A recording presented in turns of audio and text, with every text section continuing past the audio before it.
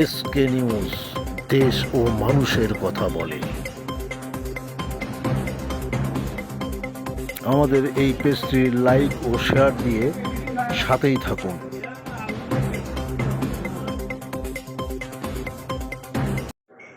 লালমনিরহাটের হাতীবান্ধা উপজেলার ভোটমারি এলাকায় তিস্তা নদী থেকে বালু উত্তোলনের প্রস্তুতিকালে হাতীবান্ধা উপজেলা নির্বাহী অফিসারের ঝটিকা অভিযানে ওই বালু মেশিনের মালিকের না পেয়ে পাইপ এবং মেশিন ভেঙে দিয়ে আসে।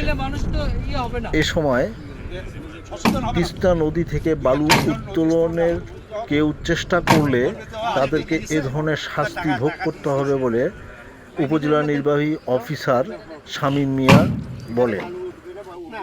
তিনি আরও বলেন, এই অভিযান অব্যাহত থাকবে। আমাদের সাথে থাকার জন্য ধন্যবাদ।